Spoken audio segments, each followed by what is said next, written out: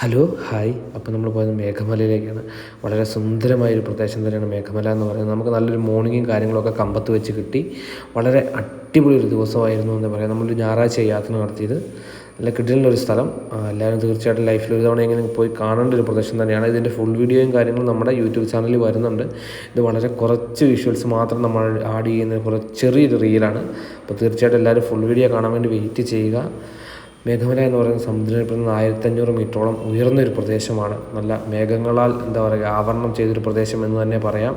മേഘങ്ങൾ നമുക്കൊപ്പം വരുന്നവരെ തോന്നും. അതുകൊണ്ടാണ് ഇതിൻ്റെ മേഘമല എന്ന പേര് വന്നത്. പിന്നെ രാത്രികാലങ്ങളിൽ അങ്ങോട്ട് കയറാൻ പറ്റില്ല. എലിഫൻറ്റ് ക്രോസിങ്ങും അതുപോലെ തന്നെ കടുവയും പുലിയും ഒക്കെ ഉള്ളൊരു സ്ഥലമാണ്. അതുകൊണ്ട് രാത്രി കയറാൻ പറ്റില്ല. 6 മണിക്ക് ശേഷം മാത്രമേ ഇവിടെ നമ്മളെ കയറ്റി വിടുകയുള്ളൂ. വളരെ അതിമനോഹരമായ ചെറിയൊരു ഡാമും കാര്യങ്ങളും എല്ലാം അവിടെയുണ്ട്. പിന്നെ നമുക്ക് പ്ലാസ്റ്റിക് ഐറ്റംസ് ഒന്നും കൊണ്ടുപോകാൻ പറ്റില്ല, കുപ്പിവെള്ളം കൊണ്ടുപോകാൻ പറ്റില്ല. ഇതെല്ലാം ശ്രദ്ധിക്കുക പോകുന്നവർ. ഇതിൻ്റെ ബാക്കി ഡീറ്റെയിൽസും വെച്ച് നമ്മളൊരു ഫുൾ വീഡിയോ വരുന്നുണ്ട്. അപ്പോൾ നല്ല കിടിലൊരു പ്രദേശമാണ്, പറയാതിരിക്കാൻ വയ്യ. നല്ല അടിപൊളി നിർമ്മിതികളും കെട്ടിടങ്ങളും കാര്യങ്ങളും. ചിലപ്പോഴൊക്കെ നമ്മൾ ചിന്തിച്ചു പോകും മൂന്നാറും ഊട്ടിയും ഇതിൻ്റെ മുമ്പിൽ താരതമ്യം ചെയ്യാൻ പറ്റില്ല എന്ന് പോലും. അത്രയും മനോഹരമായൊരു പ്രദേശമാണ്. ലൈഫിൽ ഒരു തവണയെങ്കിലും പോകാൻ പറ്റുവാണെങ്കിൽ പോകണം. അപ്പോൾ കൂടുതൽ വീഡിയോസിനായിട്ട് നമ്മളെ ഫോളോ ചെയ്യുക, ചാനൽ സബ്സ്ക്രൈബ് ചെയ്യുക.